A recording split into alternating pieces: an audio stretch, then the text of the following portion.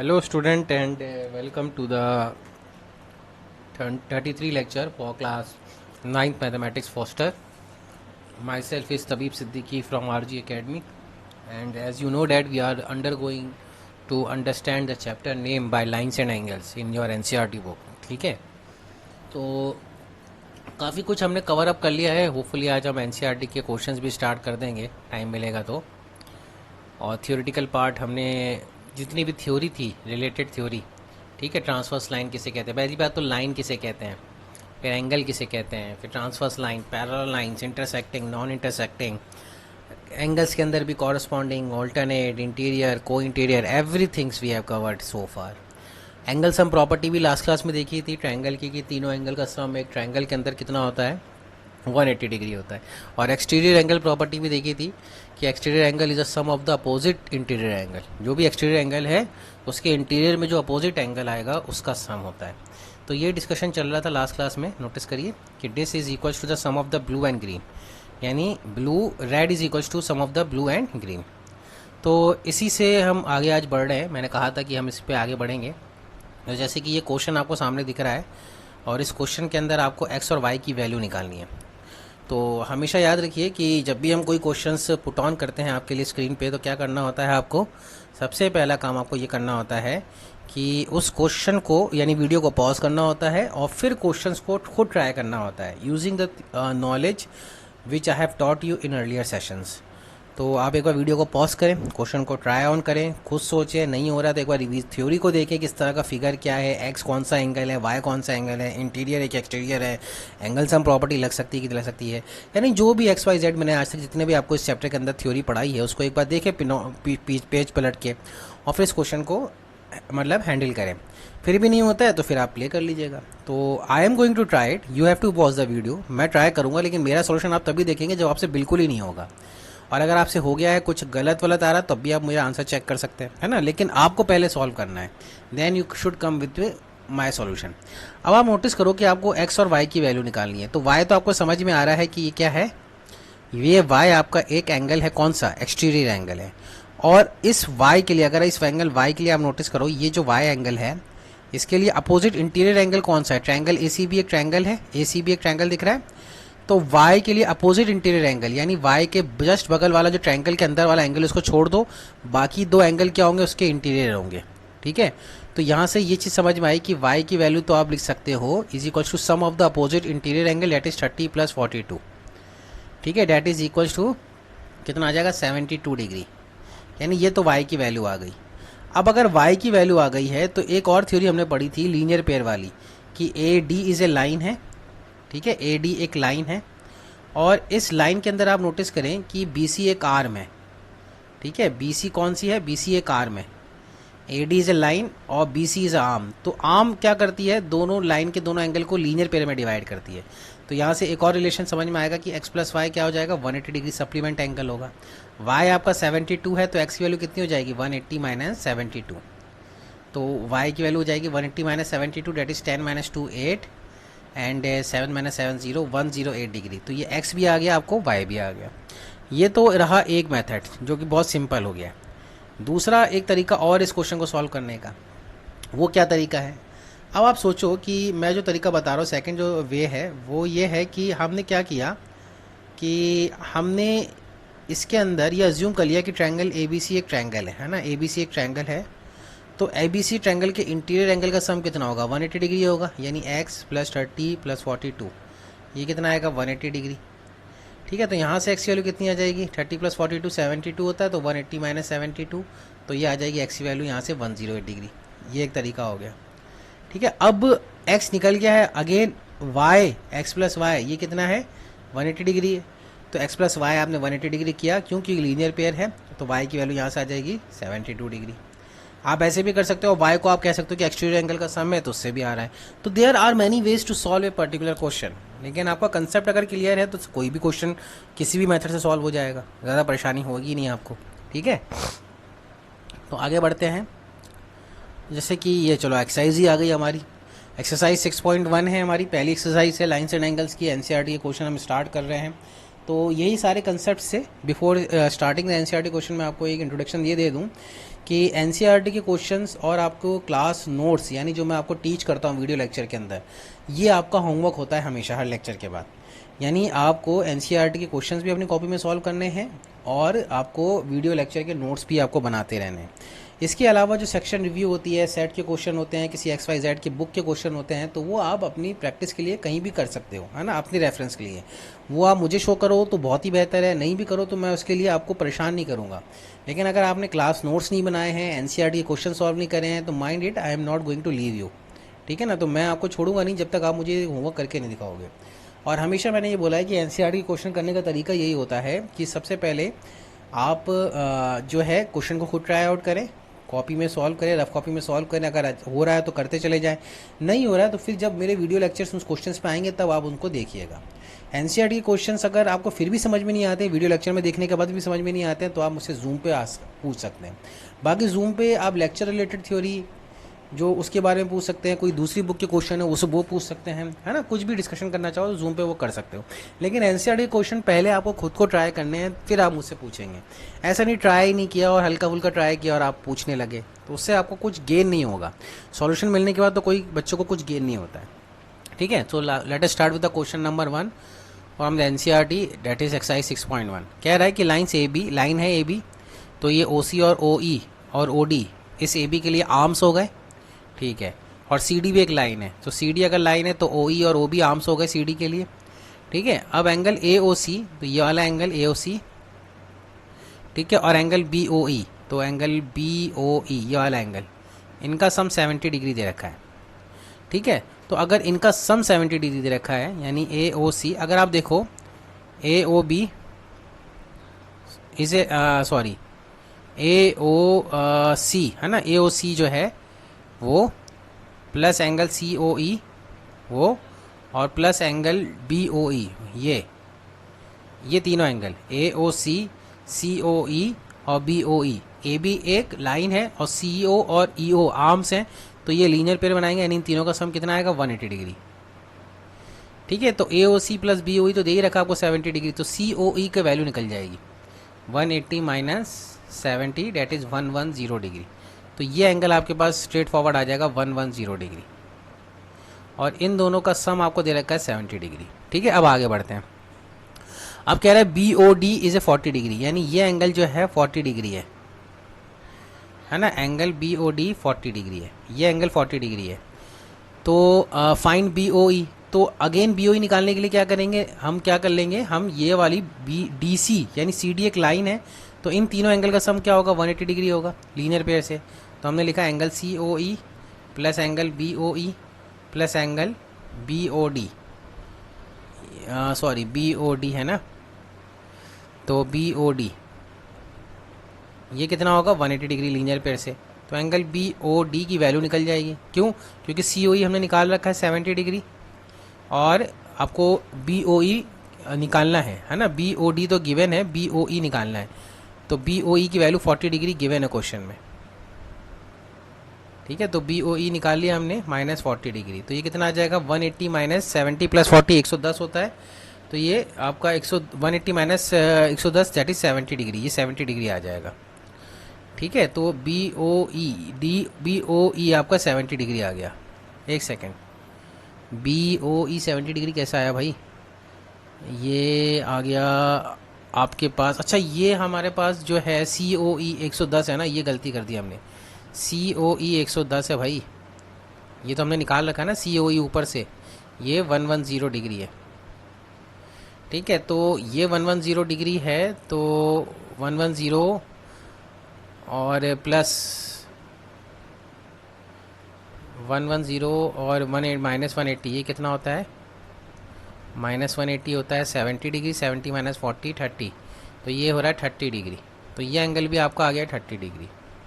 तो ये BOE हमने निकाल लिया है। अब रिफ्लेक्स ऑफ COE, अब रिफ्लेक्स एंगल को समझने के लिए ये समझो कि रिफ्लेक्स एंगल होता क्या है। सबसे पहले कि ये लाइन है, ठीक है, तो इस लाइन के अंदर हमने एक और लाइन बना ली, सपोज करो हमने बनाई ये वाली लाइन लाइक दिस। ठीक है, तो अगर मैं ये वाले एंगल की बात करूं, ये एंगल कहलाता है एक्चुअल एंगल। और इस एंगल को छोड़कर अगर पूरा सर्कल में घुमाऊँ, है ना, इस एंगल को छोड़कर मैं पूरा सर्कल घुमाऊँ लाइक दिस, है ना, ये एंगल अगर x है तो रिफ्लेक्स ऑफ x क्या कहलाएगा, ये कहलाएगा रिफ्लेक्स, यानी उसका अपोजिट वाला पार्ट। अपोजिट यानी वर्टिकली अपोजिट नहीं, यानी उस एंगल को छोड़कर पूरे सर्कल वाला जो बचा हुआ एंगल है वो कहलाता है। ठीक है ना, जैसे कि अगर मैंने ये एंगल लिया तो अगर ये एंगल मैं कंसीडर कर रहा हूँ तो इसका रिफ्लेक्स ये कहलाएगा। ठीक है, जैसे कि मैंने आपके लिए सपोज करो ये एंगल लिया, ठीक है, लाइक दिस, तो ये अगर मैं एंगल ले रहा हूँ तो इसके लिए रिफ्लेक्स पूरा ये एंगल कहलाएगा। ठीक है ना, यानी 360 में से गिवन एंगल मार्क कर दो तो वो उसका रिफ्लेक्स आ जाएगा। तो अगर आपके लिए क्वेश्चन ये था कि COE का रिफ्लेक्स निकालना है तो COE जो है रिफ्लेक्स ऑफ COE वो कैसे आएगा, 360 डिग्री में से आप COE को माइनस कर दो। तो 360 डिग्री में COE कितना निकाला है, 110 डिग्री, तो ये माइनस कर दो तो ये कितना आ जाएगा आपके पास 250 डिग्री। रिफ्लेक्स ऑफ COE कितना आ रहा है स्टूडेंट, 250 डिग्री, यानी ये जो पूरा एंगल है, ये वाला पूरा एंगल, ये 250 डिग्री आ रहा है। ठीक है, ये COE है, CO का रिफ्लेक्स ये हो जाएगा। तो इस तरह से क्वेश्चन नंबर 1 हमारा इजीली सॉल्व हो रहा है, कोई इशू नहीं है इसमें। ठीक है, now moving to the next question, question number 2। Question number 2 ये कह रहा है कि इन फिगर 6.14, तो ये फिगर नज़र आ रहा है आपको। ठीक है, इस फिगर के अंदर XY and MN intersect at O। तो XY एक लाइन है, ठीक है, ये दिख रही है XY एक लाइन, और एक MN एक लाइन है, ये इंटरसेक्ट करिए O पे। ठीक है, इफ़ POY इज 90 डिग्री, यानी ये एंगल 90 डिग्री दे रखा है, कोई इशू नहीं है। ठीक है, और A/B इज 2:3, यानी ये 2:3 का रेशो है। तो अपन मान लेते हैं कि इनकी वैल्यू क्या होगी, यानी मान लेते हैं कि A की वैल्यू 2x है और B की वैल्यू 3x है, तब भी रेशो 2:3 आ जाएगा। तो इस एंगल को 2x लिख लिया, इस एंगल को लिख लिया 3x। ठीक है, अब ज़रा सोच के देखो कि XY एक लाइन है, ठीक है ना, XY एक लाइन है, तो OM और OP आम हो जाएंगे। तो अगर आम हो जाएंगे तो ये जो एंगल है यानी XOM, angle XOM plus angle MOP plus angle MOP and plus angle POY plus angle POY, ये कितना आएगा 180 डिग्री लीनियर पेयर से। ठीक है, क्योंकि लाइन के अंदर ये पार्ट्स हैं आर्म्स, और XOM कितना है, ये 3x है, MOP कितना है, ये 2x है, और ये 90 डिग्री है, इज इक्वल्स टू 180 डिग्री। तो यहाँ से 5x is equals to 90 degree आ जाएगा, 180 माइनस 90 90, और x की वैल्यू आ जाएगी 5 1 5 एंड 5 8 40, 180 डिग्री, 18 डिग्री। तो यहाँ से A की वैल्यू यानी एंगल A कितना आ जाएगा, एंगल A आ जाएगा 2 टाइम्स x, तो 2 टाइम्स 18 डिग्री कितना होता है 36 डिग्री। ये कौन सा एंगल है, एंगल MOP है। और इसी तरह एंगल B कितना आ जाएगा 3 टाइम्स 18, और ये होता है 54 डिग्री। ये कौन सा एंगल है, एंगल XOM है। आपको निकालना है एंगल C। तो एंगल C के लिए हम देखो लाइन MN को कंसिडर करेंगे। कौन सी लाइन को स्टूडेंट, MN लाइन को। MN is a line. ठीक है, तो MN अगर लाइन है तो ये OX एक आर्म की तरह कर रहा है, तो आप ये कह सकते हैं कि MOX plus angle XON sorry, है ना, N है ना, XON, ये कितना होगा, ये 180 डिग्री होगा लीनियर पेयर से। तो अब आप इसमें वैल्यूज पुट कर दो। MOX तो अभी आपने निकाला है, डेट इज 3x, MOX ये कितना है 3x है। तो अगर आपने MOX निकाल लिया, ये कितना निकाला है 54 डिग्री, और XON जिसकी वैल्यू आपको निकालनी है वो C है, तो ये 180 डिग्री आ जाएगा। तो C की वैल्यू कितनी आ जाएगी student, 180 minus 54, that is equal to 10 minus 4 6 and 7 minus 5 2, तो 126 डिग्री इसका आंसर आ जाएगा। तो ये सेकंड क्वेश्चन का आंसर है। कुछ नहीं कर रहे हम, सिंपल नॉलेज यूज़ कर रहे हैं, लाइन्स एंड एंगल्स की थ्योरी की, एंगल लीनियर पेयर की, एंगल्स एंड प्रॉपर्टीज़, ये सारी चीज़ें अप्लाई कर रहे हैं और सिंपल सिंपल क्वेश्चन को सॉल्व करते जा रहे हैं। कोई ज़्यादा हार्ड एंड फास्ट रूल हमने अभी तक इस क्वेश्चंस में, किसी क्वेश्चंस में नहीं लगाया अभी तक, है ना। सिंपल क्वेश्चंस हैं, अगर आपको थोड़ी भी थ्योरम्स पता है, थोड़ी भी प्रॉपर्टीज़ पता है, तो ये क्वेश्चन बहुत आसानी से आपसे सॉल्व होते चले जाएंगे। ठीक है, आगे बढ़ते हैं, क्वेश्चन नंबर 3 पे आते हैं, NCERT के एक्सरसाइज 6.1 का क्वेश्चन नंबर 3 ये कह रहा है कि इस फिगर 6.15 है, ये फिगर दिख रहा है, ठीक है। इसमें ये कह रहा है कि PQR जो एंगल है, ये वाला एंगल, और PRQ ये वाला एंगल, ये दोनों एंगल इक्वल हैं। इक्वल का मतलब क्या है कि ट्रायंगल अगर PQR है, इससे मतलब एडिशनल इन्फॉर्मेशन दे रहा हूँ कि वो ट्रायंगल PQR क्या हो जाएगा, आइसोसेलेस ट्रायंगल हो जाएगा। मतलब PQR जो है और PRQ है, ये दोनों एंगल इक्वल है ना, तो ये दोनों अगर एंगल इक्वल हैं तो ये आइसोसेलेस ट्रायंगल बनेगा। ठीक है, आइसोसेलेस ट्रायंगल बन रहा है। लेकिन इसकी ज़रूरत नहीं है हमें, मतलब मैंने आपको जनरल इन्फॉर्मेशन दी है कि किसी ट्रायंगल के अंदर दो एंगल इक्वल होते हैं तो वो आइसोसेलेस ट्रायंगल होता है। हमें कुछ और प्रूव करना है। हमें क्या प्रूव करना है? Then prove that P Q S और पी आर टी भी इक्वल होगा। तो बहुत ईजिली प्रूफ हो जाएगा। देखो एस टी एक लाइन है, ठीक है। अब एस टी अगर एक लाइन है स्टूडेंट, तो यहाँ पे दो लीनियर पेयर हमें मिल रहे हैं। कौन सा? एक तो पी क्यू आर्म्स की वजह से एक लीनियर पेयर बनेगा, यानी P Q R plus P Q S, ये कितना होगा? 180 डिग्री होगा लीनियर पेयर से। और इसी तरह पी आर आर्म से हमें एक लीनियर पेयर बनेगा, वो क्या मिलेगा? पी आर क्यू और पी आर टी, ये मिलेगा, ये भी 180 डिग्री मिलेगा लीनियर पेयर से। अब आप देखो, नोटिस करो कि इधर का आर एच एस 180 डिग्री है, इधर का आर एच एस 180 डिग्री है।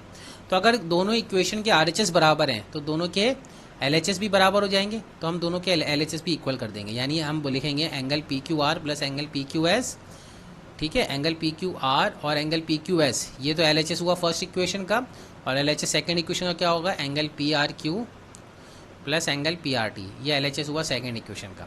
अब गिवन क्वेश्चन में क्या है कि पी ए क्यू आर और पी आर क्यू बराबर है ना। पी क्यू आर, ये पी क्यू आर और ये पी आर क्यू, ये बराबर है, तो दोनों तरफ कैंसिल हो जाएगा।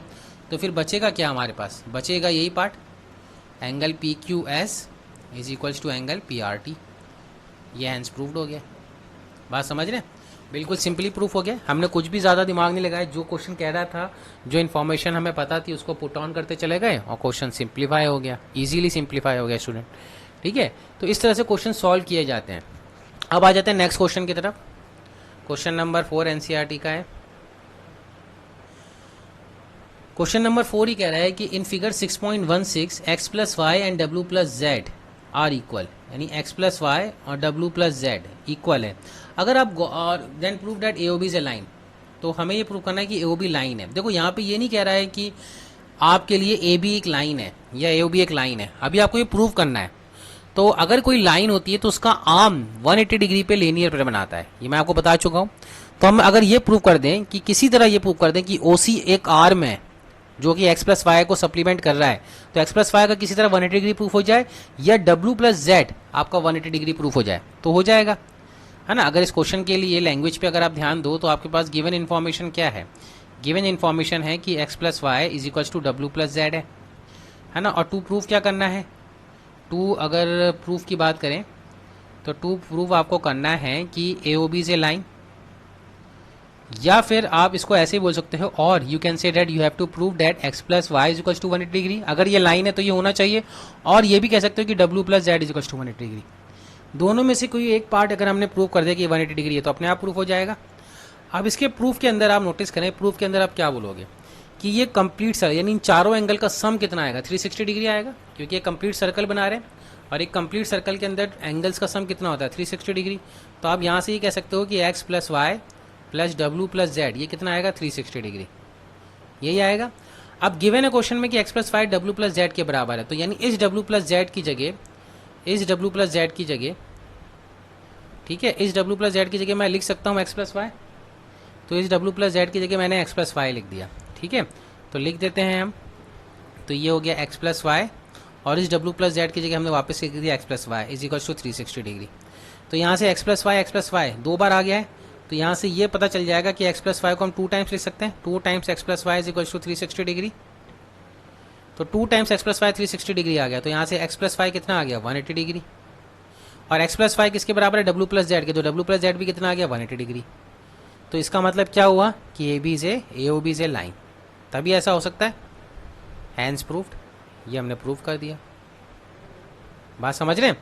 तो इस तरह से क्वेश्चन इजीली प्रूफ हो जाएगा। बिल्कुल सिंपल क्वेश्चन था, कुछ भी नहीं किया हमने बस लाइन को प्रूव करने के लिए हमने ये प्रूव कर दिया कि ये लीनियर पेयर बनाएगा ओसी आर्म के साथ या ओडी आर्म के साथ। तो ओसी और ओडी आर्म के साथ अगर लीनियर पेयर बना रहा है स्टूडेंट, तो ये क्या है? एक लाइन है। अगर ये नहीं बना रहा होता तो ये लाइन नहीं होती, है ना, फिर लाइन नहीं होती।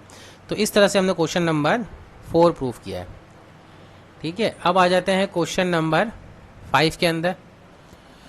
सो क्वेश्चन नंबर 5 जो है हमारा, वो कह रहा है फिगर 6.17 के अंदर P O Q is a line है, ठीक है। तो फिगर 6.17 को एक बार बना लेते हैं अपन, है ना, अच्छा क्वेश्चन है। तो फिगर 6.17 हम बना लेते हैं, पी ओ क्यू एक लाइन बना लेते हैं पहले। तो एक लाइन हमने ले ली है पी ओ क्यू टाइप की। तो ये एक लाइन सपोज करो पी ओ क्यू है, और इसके अंदर कितने आर्म्स हैं? 2 आर्म्स है, एक 90 डिग्री पे है और एक ओ एस है। तो ओ एस और ओ आर 2 आर्म्स हैं। तो एक 90 डिग्री पे एक आर्म बना लेते हैं अपन। ठीक है, ये हमने 90 डिग्री पे एक आर्म बनाया, और एक ओ एस है तो एक और थोड़ा सा एक्यूट एंगल पे बना लिया। ठीक है, अब इसकी मार्किंग कर देते हैं। मार्किंग में क्या कर देते हैं, ये पी ओ क्यू है और ओ एस और ओ आर है। तो पी ओ क्यू है और ओ एस है और ओ आर है। ठीक है, अब गिवन इन्फॉर्मेशन लिख लेते हैं कि इस फिगर में क्या क्या गिवन है। एक 90 डिग्री हमें दे रखा है एंगल, है ना। तो देख लेते हैं कि P O Q is a line, O R is perpendicular to P Q. तो एक तो ये इन्फॉर्मेशन दे रखी है कि P O Q is a line है, यानी ओ एस और ओ आर इन तीनों एंगल को कितने में काटेंगे? 180 डिग्री में काटेंगे, ये पता आता है ना। और ये भी पता है कि O R is perpendicular to P Q O Q, है ना। ओ आर जो है वो पी ओ क्यू के पे परपेंडिकुलरली रखी गई है। दूसरी है O S is another ray lying between rays O P and O Q. तो ओ एस जो रे है वो ओ पी और ओ क्यू के बीच में कहीं लाई कर रही है, किस रेशो में लाई कर रही है ये नहीं पता हमें। ठीक है, prove that R O S, तो हमें प्रूव क्या करना है? To proof angle R O S जो है वो हाफ ऑफ एंगल किसका है? हाफ ऑफ एंगल है Q O S minus P O S, Q O S minus P O S. ठीक है, तो प्रूफ स्टार्ट करते हैं। ठीक है, प्रूफ कैसे स्टार्ट करेंगे? जो चीज़ गिवन है उसको पहले इसको इस्तेमाल कर लेते हैं। ठीक है, गिवन क्या चीज़ है? गिवन ये है कि angle P O S plus angle R O S plus angle R O Q, ये कितना है? 180 डिग्री। ये क्यों 180 डिग्री है? क्योंकि गिवन है कि पी ओ क्यू से लाइन है। ठीक है ना, पी ओ क्यू है ना, पी क्यू नहीं, पी ओ क्यू एक लाइन है, और वो लीनियर पेयर की वजह से क्या बन जाएगा? इन तीनों एंगल का सम 180 डिग्री आएगा। अब आर ओ क्यू तो 90 डिग्री है ही है ना। ये एंगल हमने को पता है कि ये एंगल 90 डिग्री है। तो अगर ये एंगल 90 डिग्री है स्टूडेंट, तो पी ओ एस और आर ओ एस का सम कितना हो जाएगा? पी ओ एस और आर ओ एस का सम हो जाएगा 90 डिग्री को उधर ले जाओ तो 180 माइनस 90 कितना आ जाएगा? 90 डिग्री। ये हमारी इक्वेशन नंबर 1 फॉर्म हो गई। भाई आर ओ एस और पी ओ एस तो दिख ही रहा है ना इसके अंदर, तो ये तो हमारी इक्वेशन नंबर 1 फॉर्म हो गई। अब क्या करना है? और कोई इन्फॉर्मेशन है क्या क्वेश्चन के अंदर? नहीं, और कोई इन्फॉर्मेशन नहीं है क्वेश्चन के अंदर, बस हमें इसी से ये प्रूव करना है कि कैसे आएगा। ठीक है, अब आप नोटिस करो कि आर ओ एस और पी ओ एस का सम तो 90 डिग्री है। मुझे आर ओ एस को पी ओ एस को के टर्म्स में लिखना है और क्यू ओ एस के टर्म्स में लिखना है। किसके टर्म्स में लिखना है? क्यू ओ एस के टर्म्स में। तो क्यू ओ एस यहाँ पे दिख रहा है ना ये एंगल, तो अपन ऐसा करते हैं क्यू ओ एस को भी लिख लेते हैं। एंगल क्यू ओ एस ये है ना एंगल क्यू ओ एस। तो एंगल क्यू एस के दो एंगल का सम है, एक इस एंगल का सम है और एक इस एंगल का सम है। तो लिख लेते हैं, एक एंगल क्यू ओ आर का सम है और एंगल आर ओ एस का सम है। तो इसके लिए हम ये कह सकते हैं कि एंगल क्यू ओ आर तो कितना है? एंगल क्यू ओ एस किसके बराबर हो जाएगा? एंगल क्यू ओ आर, वो तो 90 डिग्री है, परपेंडिकुलर है ना, तो इसलिए 90 डिग्री आ जाएगा। और एंगल आर ओ एस को एज इट इज रहने दिया। ठीक है, अब यहां से 90 डिग्री की जो वैल्यू है इक्वेशन 1 से वो निकाल कर इक्वेशन 2 में रख दो। ये इक्वेशन 2 है ना 90 डिग्री की वैल्यू, ये निकाल के इक्वेशन 2 में रख दो। तो अगर हमने 90 डिग्री की वैल्यू यहां से निकाल के इक्वेशन 2 में रखी तो देखो क्यू ओ एस है ये 90 डिग्री की वैल्यू किसके बराबर आएगी? P O S plus R O S के बराबर। तो हमने लिखा P O S plus R O S. ठीक है, और यहाँ पे ये आर ओ एस तो बचा हुआ ही अभी, तो ये आर ओ एस लिख लिया। ठीक है, तो अब यहाँ से हमारे पास क्या आ जाएगी? यहाँ से एक इक्वेशन बनेगी, angle Q O S, P O S को एल एच एस में ले जाओ तो ये माइनस पी ओ एस हो जाएगा और ये 2 टाइम्स आर ओ एस आ जाएगा। अब आर ओ एस को इधर ही रहने दो और जो 2 है उसको नीचे डिवाइड कर दो, तो ये हो जाएगा आपके पास R O S is equals to half of angle Q O S minus P O S. देखो प्रूफ हो गया, और यही प्रूफ करना था आपको क्वेश्चन के अंदर सिंपली। ठीक है, हैंस प्रूफ्ड आप कह सकते हो, हैंस प्रूफ्ड। ठीक है, तो इस तरह से क्वेश्चन किया जाता है। सिंपली हमने क्या किया, एक तो लीनियर पेयर का एग्जाम्पल मतलब हेल्प ली इस क्वेश्चन के अंदर। लीनियर पेयर से हमने क्वेश्चन को ये इन्फॉर्मेशन लेके आ गए। दूसरी इन्फॉर्मेशन हमें क्वेश्चन की जो पूछा गया था उससे निकाली। क्वेश्चन के अंदर आर ओ एस था, पी ओ एस था, ये दोनों आर ओ एस और पी ओ एस तो हमारे पास आ गए। क्यू ओ एस को भी हमें इन्वॉल्व करना था, तो हमने क्यू ओ एस को जो इन्फॉर्मेशन गिवन थी उसके टर्म्स में लिख लिया। यानी क्यू ओ एस एक बड़ा ऑब्ट्यूज एंगल है जिसको हमने R O Q 90 plus ROS के फॉर्म में लिख लिया। उसके बाद हमने 90 को हमें नहीं चाहिए, जैसे पूरे क्वेश्चन में 90 कहीं नहीं दिख रहा था, तो हमने क्या किया, 90 डिग्री की वैल्यू उठा के यहाँ से रख दी क्वेश्चन 1 से, और जैसे ही रखी तो क्वेश्चन सॉल्व हो गया, जैसे ही रखी क्वेश्चन सॉल्व हो गया। इतना सिंपल होते हैं क्वेश्चन। अगर आप इस चीज़ को एनालाइज कर पाते हो तो बहुत ही अच्छा है। नहीं समझ में आ रहा है तो वापस से रिवाइंड करिए, ठीक है। फिर भी समझ में नहीं आ रहा है तो मुझे कॉल करिए, व्हाट्सअप करिए, जूम सेशन पे हम इसको डिस्कस कर लेंगे, ठीक है। तो ये हो गया क्वेश्चन नंबर 5। तो क्वेश्चन नंबर 6 इस एक्सरसाइज का लास्ट क्वेश्चन है, तो करते हैं। It is given that XYZ is equal to 64 degree. तो एक एंगल है XYZ, फिगर नहीं है इसका, फिगर आपको खुद बनाना है, ठीक है ना। It is given that angle XYZ is equal to 65 degree. तो हम बना लेते हैं, ऐसा करते हैं, एक लाइन हम ऐसे बनाते हैं, सॉरी एक लाइन हम XYZ है ना, इसको ऐसे बनाते हैं और इसको ऐसे बनाते हैं। चलो ये थोड़ा सा गलत बन गया है, यहीं से भी लेते हैं, ठीक है। ये XYZ जो है 64 डिग्री है। अभी कह रहा है कि XY को प्रोड्यूस किया गया है ना, XY को प्रोड्यूस किया गया है, तो XY को प्रोड्यूस कर लो। तो सपोज करो ये X, ये Y और ये Z है, तो XY को इधर प्रोड्यूस करते हैं ना, तो आप X1 XY को इधर प्रोड्यूस कर लेते हैं लाइक दिस। तो ये हमने इधर निकाल दिया, यानी XY इज प्रोड्यूस। कहाँ प्रोड्यूस का मतलब होता है कि X को Y की तरफ निकालना है, XY का मतलब क्या होता है, X को Y की तरफ निकालना है, टू ए पॉइंट P। तो हमने इसको पॉइंट P की तरफ प्रोड्यूस किया, तो ये रहा पॉइंट P, XY को प्रोड्यूस किया, तो ये तो X आ जाएगा, ये Y आ जाएगा और ये Z आ जाएगा, इस तरह से ये आ गया। तो क्वेश्चन कह रहा है कि इसका फिगर बनाओ, तो draw the figure from the given information. तो ये तो पार्ट हो गया। अभी कह रहा है कि इफ़ रे YQ बाइसेक्ट ZYP, रे YQ है वो ZYP को बाइसेक्ट कर रही है, तो ZYP को YQ एक रे है वो बाइसेक्ट कर रही है, यानी इक्वल पार्ट में डिवाइड करी। तो Y से एक रे निकालो Q की तरफ, और वो जो रे है वो इन दोनों एंगल को इक्वल पार्ट में डिवाइड कर रही है, बाइसेक्ट कर रही है। ये Q पॉइंट हो गया है ना। रे Y bisect YQ bisect ZYP इस एंगल को डिवाइड करिए। तो इसका मतलब ये जो इन्फॉर्मेशन है, गिवन इन्फॉर्मेशन है, उससे एक इन्फॉर्मेशन तो समझ में आई कि angle PYQ is equals to angle ZYQ, और यू कैन से डैट कि एंगल PYQ है ना, ये दोनों एंगल इक्वल है, तो एंगल PYQ आधा है एंगल किसका, एंगल पूरे एंगल PYZ का है ना, या ZYP का। अगर ये पूरा एंगल लो ZYP, तो एंगल PYQ इस पूरे एंगल का आधा है, यानी ZYQ और PYQ बराबर है, और PYQ और ZYQ इस पूरे एंगल का आधा है। इतनी सी इन्फॉर्मेशन हमें इस एक लाइन से मिल गई। अब कह रहा है कि find XYQ and reflex QYP। तो हमें निकालना है टू फाइंड XYQ, ये फाइंड करना है हमें, और क्या फाइंड करना है, QYP। तो एंगल QYP, रिफ्लेक्स QYP का रिफ्लेक्स फाइंड करना है, रिफ्लेक्स ऑफ एंगल QYP। तो निकाल लेते हैं, बिल्कुल सिंपल है। देखो XYQ तो बहुत ही आसानी से निकल जाएगा। कैसे, इसमें आप नोटिस करो कि XYZ इन तीनों एंगल का सम कितना होगा, 180 डिग्री है ना, और तो कोई इन्फॉर्मेशन नहीं है या कुछ है। XYZ 64 डिग्री है ना, तो ये XYZ ये 64 डिग्री है, ठीक है, तो 64 डिग्री है। तो XYQ इन तीनों एंगल का सम 180 डिग्री, तो इस दोनों का एंगल को XX मान लेते हैं, क्योंकि PYX इज ए लाइन है।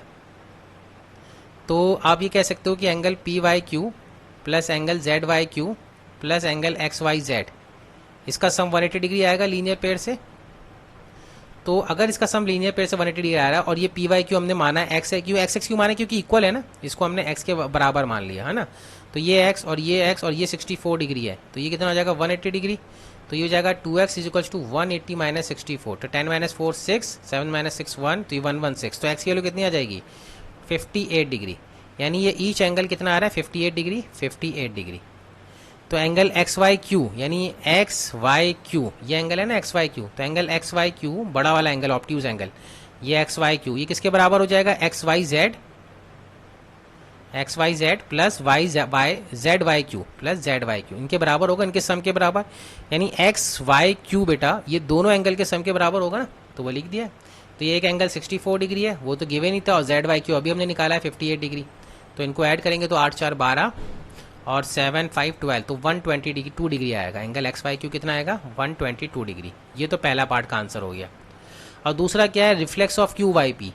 तो QYP का रिफ्लेक्स निकालना है। QYP का रिफ्लेक्स क्या होगा, QYP का रिफ्लेक्स ये पूरा एंगल, यानी 360 में से एंगल QYP माइनस कर दो, तो ये कितना आ जाएगा, 360 में से angle Q Y P minus कर दो, तो 360 में से क्यू वाई पी माइनस करेंगे, यानी क्यू वाई पी कितना है 58 डिग्री, तो ये आंसर आ जाएगा 10 माइनस 8 2 एंड 5 माइनस 5 0, तो 302 डिग्री आ जाएगा, यानी रिफ्लेक्स कितना आ रहा है 302 डिग्री। तो इस तरह से ये क्वेश्चन कंप्लीट होगा। नहीं समझ में आया है तो एक बार पॉज करके रिवाइंड करिए, फिर भी समझ में नहीं आता तो you can always have a option to call me any time. Okay, WhatsApp करिए, मैं आपको समझाऊंगा, कॉल करिए, समझाएंगे, जूम पे डिस्कशन पे क्वेश्चंस ले लेंगे। तो 6.1 आज हमने कंप्लीट करी है एनसीईआरटी की। In the next class we are going to start from here only, है ना, इसी से कंटिन्यू करेंगे, एनसीईआरटी की नेक्स्ट एक्सरसाइज सॉल्व करेंगे। Thank you for listening for today's lecture, take care, bye.